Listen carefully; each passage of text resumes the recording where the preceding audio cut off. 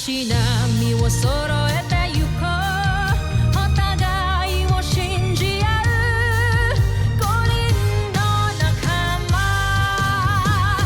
まるでスファイブに預けた命飛ぶぜ宇宙の果てまでもみんなの笑顔も近い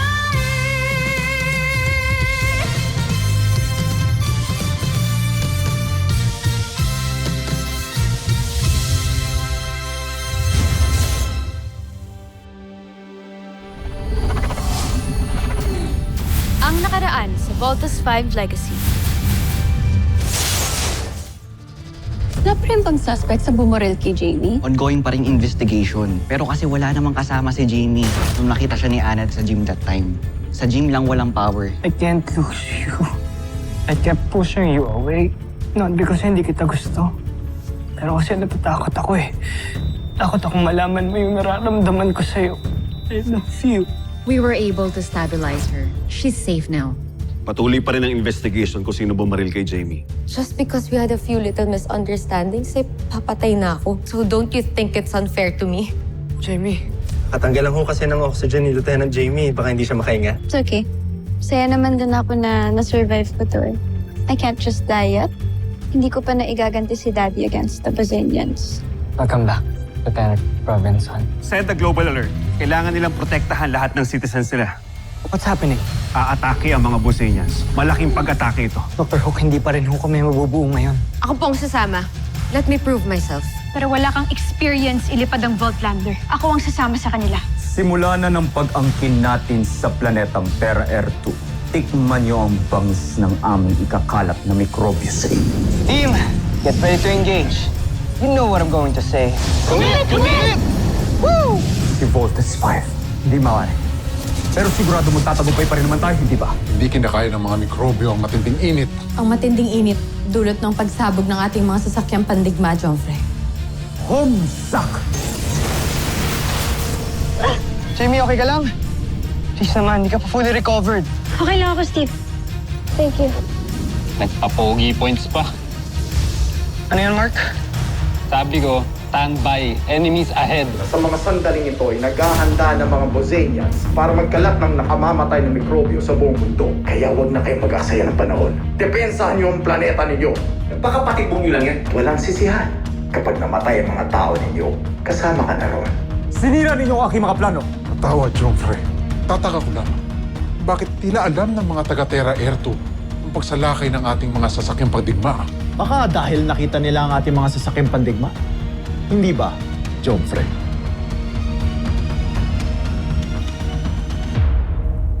Bumalik sa kastilyo!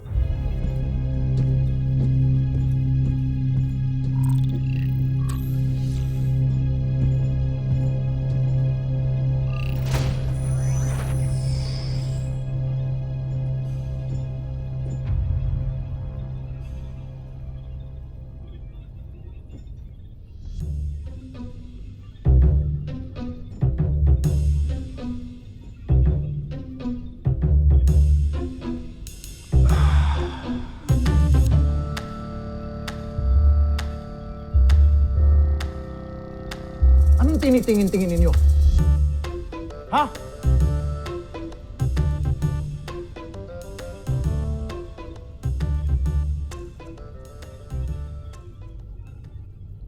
Hintayin mo, Zardos. Ako mismo ang lilipon sa mga tao at sasakop sa Terra Air 2.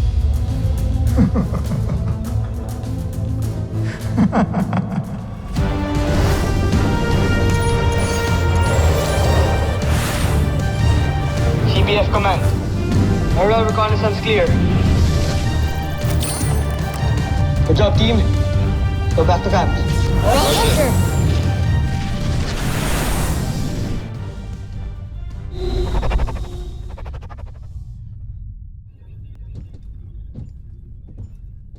Joffrey. Anong kailangan niyo sa akin, mga inutil?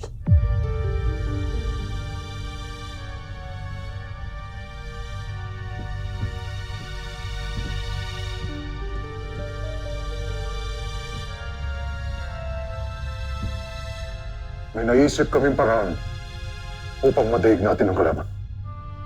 Nag-iisip kayo ng paraan para sila'y madaig? O para pahiyain ako ng paulit-ulit sa ating emperador? Etyuma! Joffrey, nakikiusap ako. Huminahon kayo. Isa ka pa! Batid ninyo ng ating lahi ay higit na makapangyarihan kesa sa mga taga-Terra Ertu. Ngunit ano nangyari? Paulit-ulit tayong natatalo.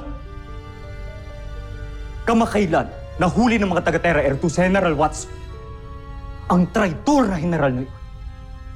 Sa aking palagay, siya nagbigay ng mga impormasyon sa ating kalaban tungkol sa atin.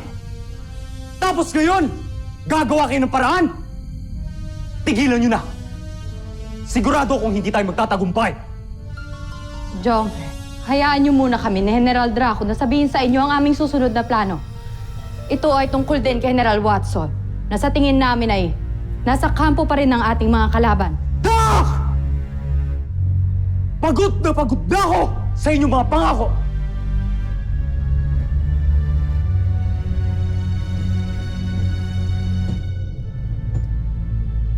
May iba na akong inatas para gawin ang aking mga nais. Umaasa akong hindi niya ako pipigo.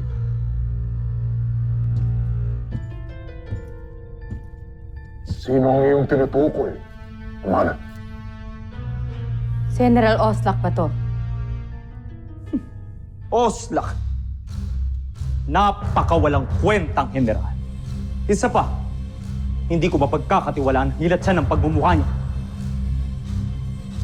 Kung gayon, sino nga siya, Joffrey? Makikilala niyo siya sa takdang sandali. Pero sa ngayon, ayokong makita kayong dalawa. Gancho ay na.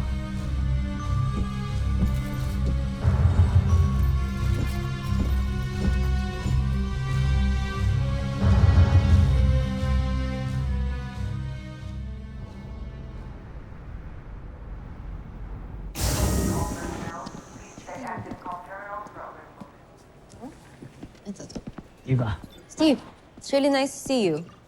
What brings you here? buti nakita kita. Gusto lang kitang tanungin kung nagbago na ba yung decision mo. Decision? About what? Attempted murder on Jamie.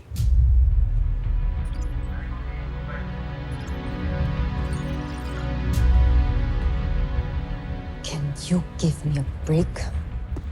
Sinabi ko naman sa'yo na wala akong kinalaman dyan, di ba? And think about it. Ano bang mapapala ako pag pinatay ko si Jamie? Since alam ko naman wala nang chance for us to be together anyway. Pwede ba? Just leave me alone. Walang mapapala. What about your ambition to be part of the Voltes team? Kaya nung nakakita ka ng opportunity, nagpresenta ka to replace Jamie. Yeah, you're right. I want to be part of the Voltes team because I deserve it. And if you think that I'm that desperate, ba't hindi na lang ikaw yung pinatay ko? You broke up with me, remember? Pinaasa mo ako ng paulit-ulit. You hurt me so many times.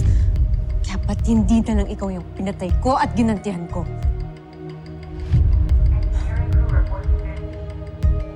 See?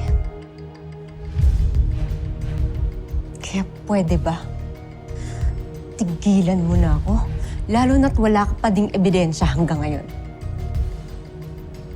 Stop accusing me.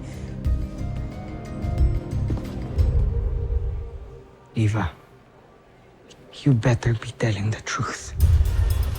Or else, hindi ako magsisisi to have you court-martial.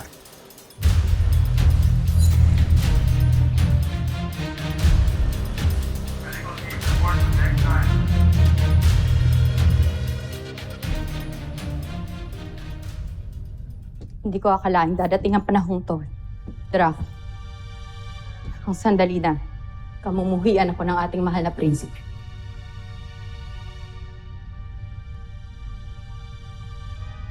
Tila nga'y Tuluyan nang nawalan ng tiwala sa atin si Jupiter. Sa ating dalawa. Hindi ko mapapatawad ang aking sarili. Nabigo na naman natin siya, Draco. Sapagkat ipinangako ko sa aking sarili na tutulungan ko siyang tuparin ang lahat ng kanyang iniibig, pinag-uutos, kasama na doon ng tagumpay na ibabahagi niya sa Busan na nararapat lamang niyang makamtan. Ngunit sa pagkakataong ito, siguro nga ay tama ang sinabi niya. Tayo ay mga inutil. Mga inutil na hindi makakatulong sa kanya. Hindi. Hindi. Hindi, Rosana. Huwag kang panghinaan ng loob. Nararapat nga eh. Lalo natin paghusayan ang ating ginagawa upang magtagumpay tayo sa ating misyon. Ngunit meron na siyang ibang pinagkakatiwalaan, Draco.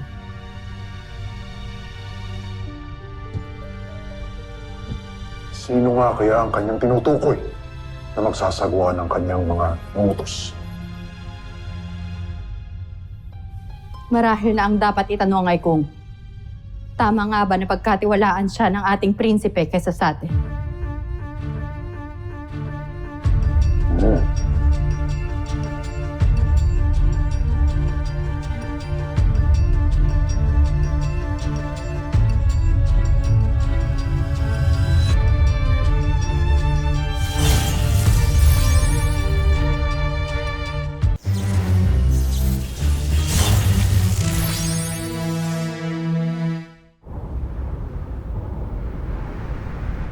Little John, I am sending you to the International Scientific Conference to represent Camp Big Falcon and Voltes team.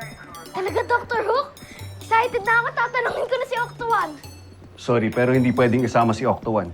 High level ang security sa conference. Hindi natin siya nakuha ng clearance. Talaga? Eh, sayang naman. Malulungkot yun dahil hindi siya makakasama. Ikwento mo na lang kay Octo-1 kung ano mangyayari sa conference. Sige na. Pasasamahan kita sa sarili mong security detail. Thanks, Dr. Hook. I'll make you proud. Promise. Escort Little John. Oh! I know what you're going to say, Dr. Hook. Now, let's move it!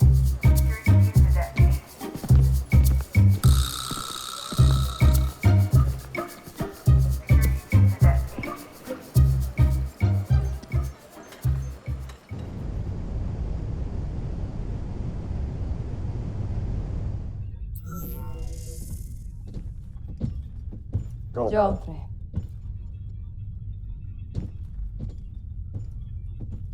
Pinatawag niyo ako. Nais niyo na bang makilala ang tutulong sa atin sa pakikipaglaban sa ating mga kaaway? Sino siya, Joffrey? Papasukin ang ating panauhin.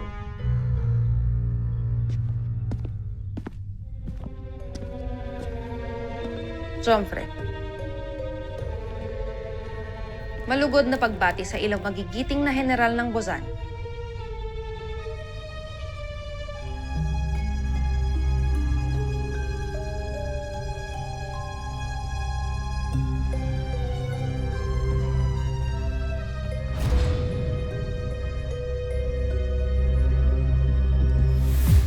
Kontesa Zaki? Ang punong taga-siyasat ng emperador? Tama kayo. Si Kontesa Zaki ang aking bagong kasangga.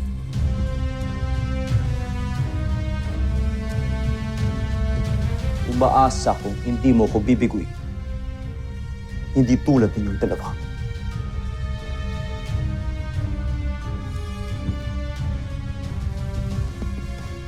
Totoo, Prinsipe Zardos. Hindi kita talaga dapat bibiguin. Lalo't nandito ako dahil inip na ang ating mahal na emperador sa inyong mga kabiguan dito sa Terra Erto. Isang napakaliit na planeta, ngunit palagi kayong nabibigo. Nadadaig ng mga walang saysay na nilalang. Tigilan mo ang iyong pangungutya.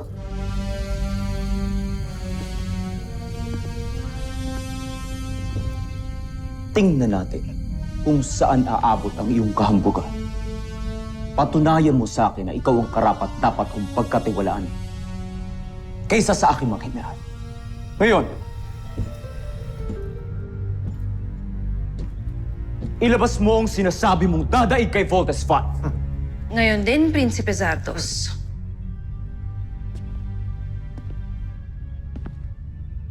Gustav na Shabakun!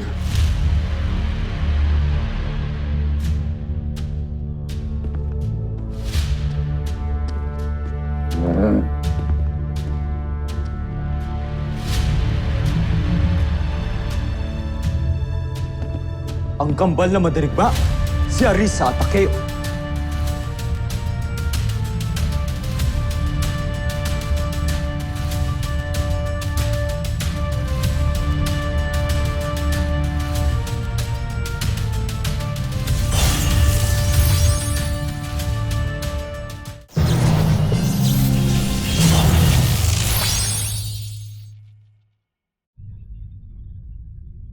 Sila nga kamahalan. Ang kambal na mandirigma na siyang magdadala sa atin ng ating tagumpay dito sa Terra Ertu. Mula sa pagiging magigiting na kampyon sa pinakamamahal nating Buzan, isinama ko sila dito dahil naniniwala ako sa kanilang kakayahan. Lalo pat, wala pang mandirigmang nakakatalo sa kanila mula sa ating planeta. Kaya tiwala ako na magiging kampyon sila hanggang dito sa Terra Ertu.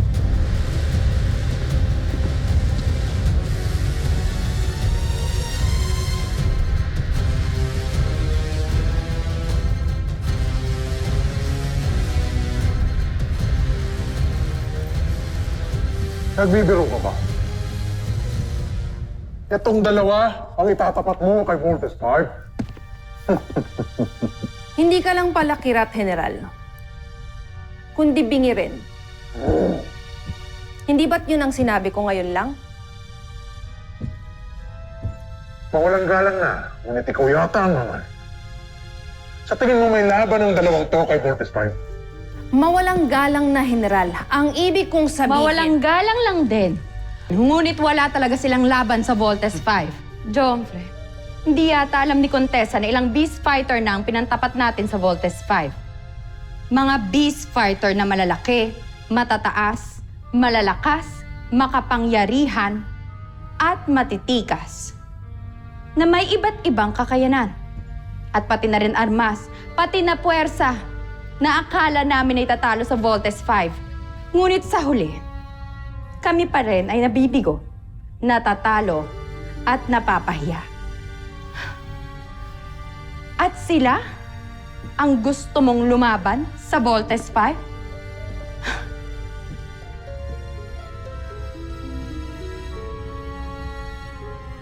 Eh baka sa simula pa lamang ng kanilang pag-aarap ay mamatay na itong dalawang to.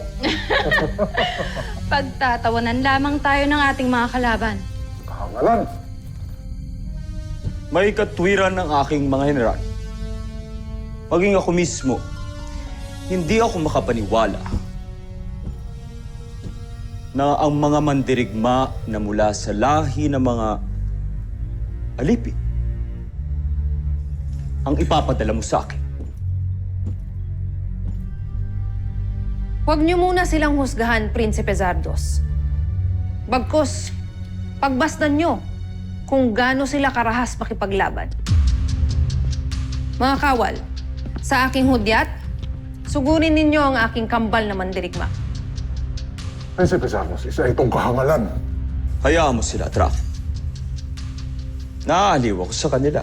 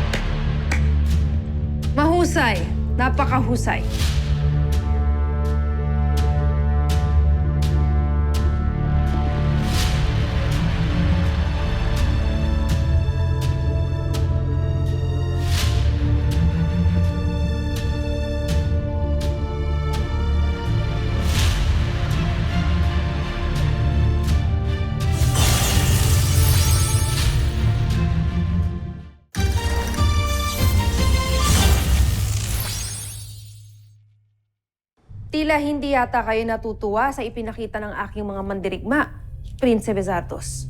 At bakit ako matutuwa? Napakadaling madaig ng pangkaraniwang kawal ang kambal na ito. Hindi sila katulad ng Voltes 5. Huwag mo silang maliitin, Prinsipe Zardos. Bagkus, bigyan mo sila ng pagkakataon. Hangal ka! Hindi ka marunong mag-isip, Kontesa.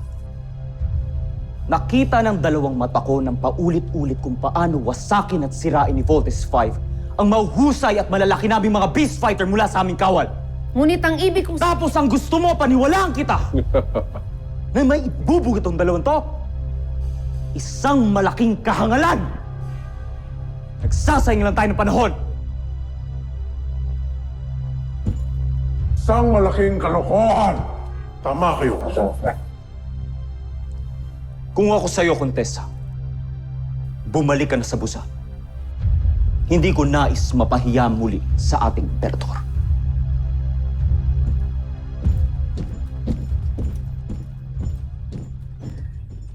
Halika na, General Draco. Iwanan natin ang mga payasong ito. Mga homeless.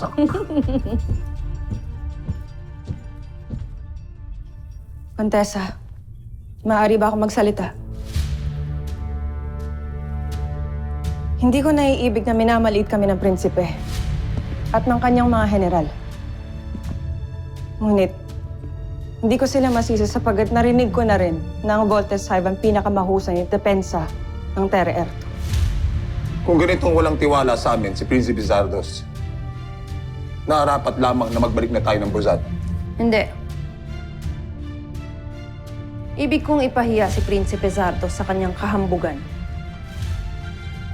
Ibig kong ipaalam sa ating mahal na emperador na wala talagang silbi si Prinsipe Zardos dito.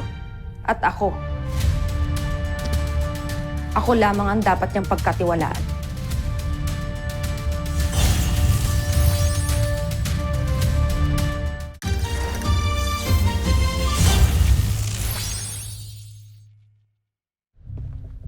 Kung ganon, ibig mo bang ituloy namin ang pagsasagupa sa Voltes 5? Bago tayo nagpunta rito, pinag-aralan ko muna ng maigi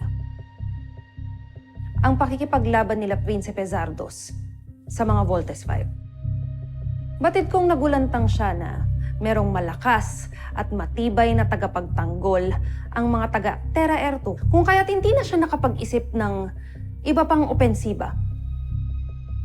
Kaya kinalaban na lamang niya ang Voltes robot. Ngunit, iba ako kay Zardos. May naisip akong ibang taktika upang manalo tayo laban sa mga taga-Terra Erto. At ano ang taktika na ito, Kontesa? Yun na nga ang gusto kong sabihin sa kanila kanina pa, ngunit hindi nila ako pinakikinggan.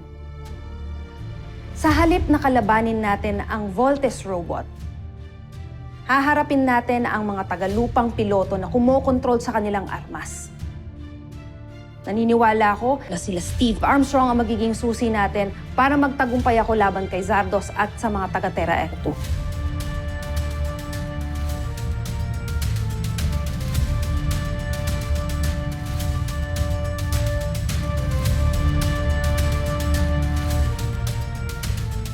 Susunod sa Voltes 5 Legacy. Mission objective is to extract a lone hostage. Mag-iingat kayo, hindi natin alam kung gaano karaming enemy hostiles ang meron sa loob. We're using synthetic bullets for this training. Pero pag tinamaan kayo, pwede pa rin kayong ma-injure. I'll prove everyone na akong best sniper dito sa CDF.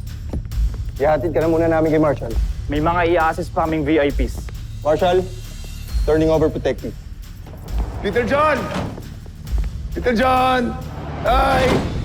Peter John! Bawal kayo rito.